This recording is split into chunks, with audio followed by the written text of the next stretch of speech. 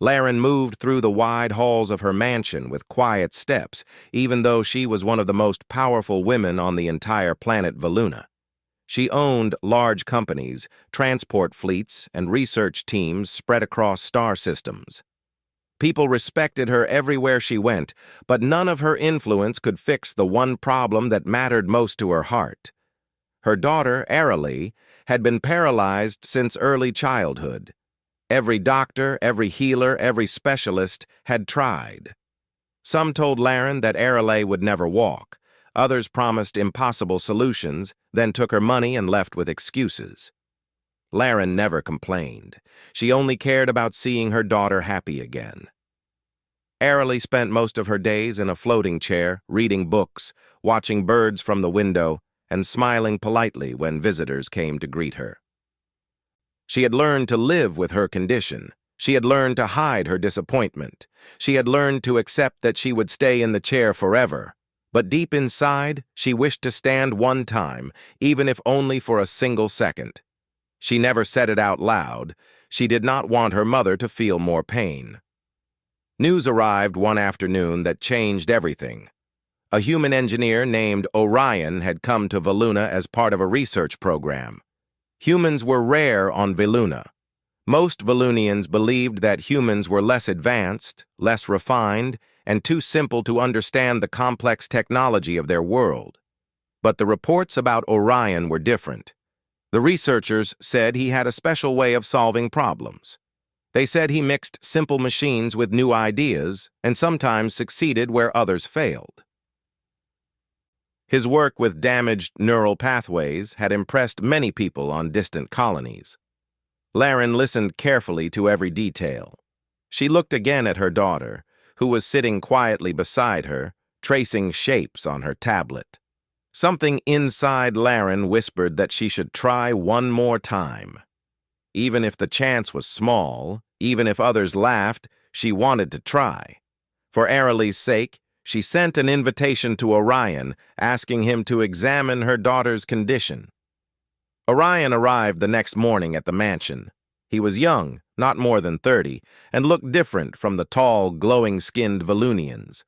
His dark hair, brown eyes, and simple clothing made him appear even more human than the stories described. But the moment he stepped into the medical room where Aralee waited, he carried an air of calm confidence. He greeted Aralee first, not Laren, which surprised both of them. Aralee expected him to speak with pity, like other doctors did. Instead, he smiled at her gently and asked how she felt. She found herself answering with more honesty than usual.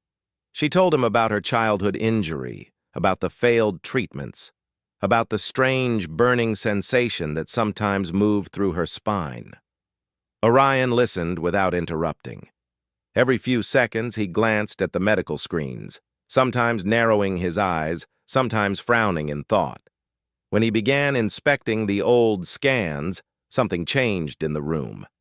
His expression grew focused in a way that made Laren step closer. He gently requested permission to run new tests. Aralee nodded, curious despite herself.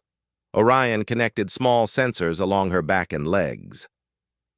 The screens lit up with data, numbers, and glowing lines. He studied them with complete concentration. Laren finally asked the question she had asked 100 experts before him. She asked if there was any hope. Orion did not answer quickly. He examined every piece of information and then took a slow breath. When he finally spoke, his voice was calm but firm. He said the damage was severe, but not hopeless. He explained that her nerves were not completely dead. They still carried weak signals. The problem was that the advanced Volunian healing machines had tried to force the nerves to repair themselves at a rate too fast for the natural structure. Those methods failed because they skipped steps that the body needed. Aralee stared at him in disbelief. She had heard many explanations in her life, but never one that sounded like this. Orion did not promise a miracle. He did not offer a perfect cure. He only said that he could try a new approach, one that mixed human engineering with gentle nerve guidance. It would take time, it would take patience, and it might still fail. but there was a chance. Laren felt her heart tremble. She asked Orion what he needed. He said he only needed a quiet workshop, simple tools, and access to the mansion's old medical supplies that were no longer used. Laren immediately granted everything. Over the next weeks, Orion worked day and night. He spent long hours studying Aralee's nerve patterns and building small devices with wires, sensors, and flexible circuits. Aralee watched him sometimes, wondering how a human could be so focused. He always spoke to her kindly. He never treated her like a patient who was broken. He treated her like someone strong who could fight alongside him. Slowly, Aralee began to trust him. She even laughed at his gentle jokes. Laren watched their interactions with quiet hope. One evening, Orion came to Aralee with a small device in his hands. It had soft bands that wrapped around her back and legs and tiny lights that glowed faintly. He explained that it would help bridge the broken signals in her nerves. It would not force movement. It would encourage it.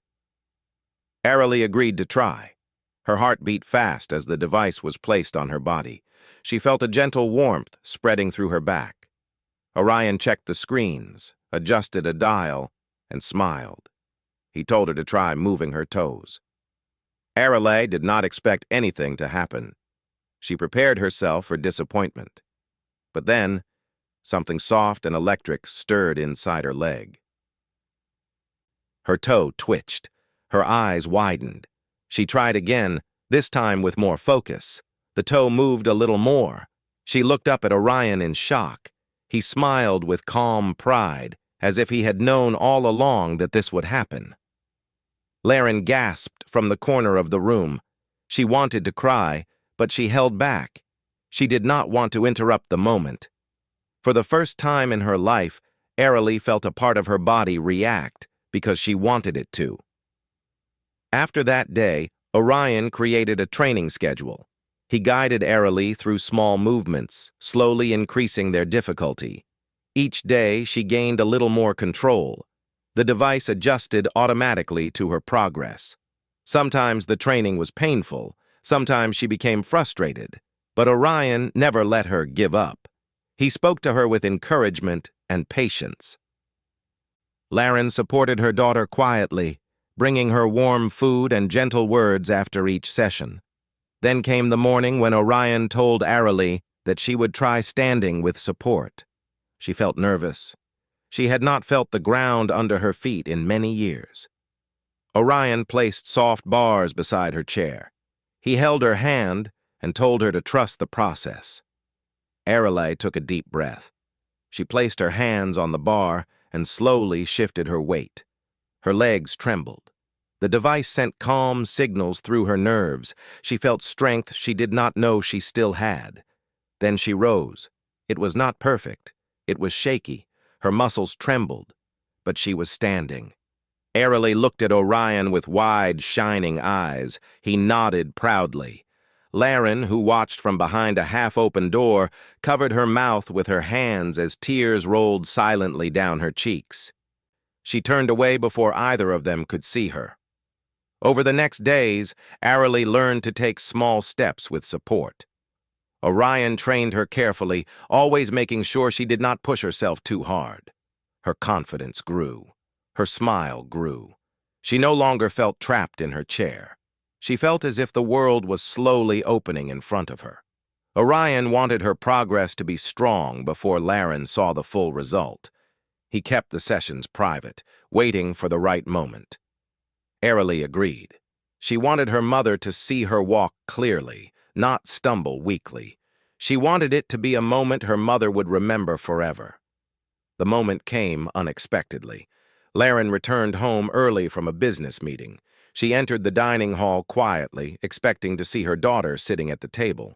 Instead, she saw Aralee standing near the chairs, holding on to nothing, taking careful steps around the table while Orion adjusted the device from a small control pad. Laren froze. Her breath stopped. The plate in her hand slipped. It crashed to the floor, breaking loudly. Aralee turned at the sound, startled for a moment, and then her eyes softened when she saw her mother. Laren took one step forward in disbelief. Aralai took a step toward her, steady and confident. Laren's knees nearly gave out as she whispered her daughter's name in a trembling voice. Aralai walked. She walked with slow confidence, her face glowing with pride. Orion stood behind her, calm and silent, letting the moment belong to them. Laren dropped to her knees and held her daughter gently, afraid she might fall, afraid she might wake from a dream. Aralai leaned into her mother's embrace, smiling with overwhelming joy. Laren finally looked up at Orion with eyes full of gratitude. He stayed silent, giving them space, but she could see the respect and kindness in his expression. Her daughter was walking again, and it was because of the one person no Valunian expected, a human who refused to give up, a human who changed everything. The sound of the broken plate still echoed in Laren's mind long after the moment passed. She had seen many unbelievable things in her life. She had traveled across star systems, made deals with leaders, and watched advanced machines built before her eyes. But nothing compared to the sight of her daughter standing on her own feet. Every time Aralai took a careful step, it felt like the entire mansion filled with a new kind of energy. Something warm, something full of hope. Aralai held her mother gently, still trying to balance. Laren touched her daughter's legs as if fearing they might disappear again. But Aralai stood firm. The device on her back glowed softly, supporting her nerves with precise signals. Laren finally released a trembling breath, holding Aralai's hands in hers. She whispered how proud she was. Aralai smiled with quiet joy. She had waited for this moment her entire life. Orion stepped back to give them space, but his calm presence filled the room. His work was not finished, but he felt peace watching Aralai stand beside her mother. It was a moment he knew would stay with him forever. Laren wiped her tears and looked at him. She thanked him in a way she had never thanked anyone before. Her voice was steady but emotional. Orion only nodded, saying he was honored to help. He explained that Aralai's progress was real and stable, but she still needed careful practice. Her nerves were learning again. Her muscles were waking up from years of silence. That evening, the mansion became a place of quiet celebration.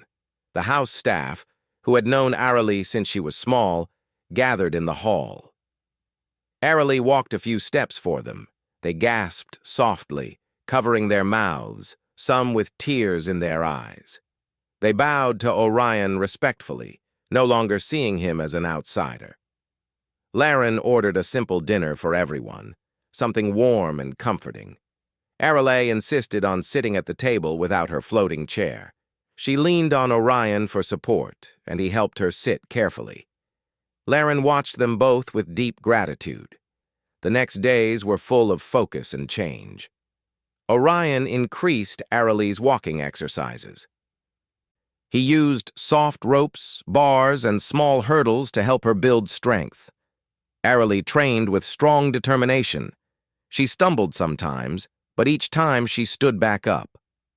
Orion encouraged her calmly, reminding her that progress was slow but real. Laren stayed close every day, watching every step her daughter took. She sometimes brought warm towels or drinks, wanting to help in any small way she could. Word of Aralai's recovery spread faster than Laren expected. People talked about it in the city. Workers whispered about it in the markets. Many did not believe it at first. They thought the story was exaggerated. They thought a miracle like that was impossible. But then someone from the mansion staff shared a small, blurry video of Aralai taking a step with Orion beside her. The image spread across Valuna, reaching news networks and medical groups. Suddenly, everyone wanted answers. Messages filled Laren's communication devices. Doctors wanted to know the method. Scientists wanted to study the device. Business rivals wanted to know how Orion had succeeded where they had failed. The government requested a formal explanation for the public. Some companies even tried to claim that Orion had used their abandoned research. Laren ignored all of them at first. She wanted Arily to focus on her recovery, but she knew they could not stay silent forever. One evening, after a long training session, Orion sat in the garden with Arily and Laren. The sky glowed with soft violet clouds, and gentle lights floated above the flowers. Arily took slow steps along a stone path while Orion walked beside her. Laren walked behind them, thinking deeply. Finally, she told Orion that the government had asked for a presentation. Orion understood immediately. He knew the world deserved to see the truth, not wild rumors, but he also knew Arily should be the one to show her progress. Arily agreed without fear. She wanted others to see her walk. She wanted to help others who had similar conditions. She believed that if Orion's method could help her, it could help many others. Orion felt proud of her confidence. Laren placed a gentle hand on her daughter's shoulder, knowing how strong she had become. The day of the presentation arrived quickly. Laren prepared a transport for them. Arily walked inside, using Orion's arm for balance. The guards and staff bowed in respect. As the transport lifted into the sky, Arily looked out of the window and smiled. She felt like she was finally seeing her world from a new perspective. Orion watched her, feeling quietly inspired. The large hall where the presentation was held was filled with leaders, scientists, doctors, and families. The moment Orion stepped inside with Arily walking beside him, the room fell silent. No one spoke. No one even breathed loudly. They stared at Arily with disbelief. Many had seen the video, but seeing her walk in person was different. Laren stood at the front ready to speak. She explained her daughter's long struggle and the failure of past treatments.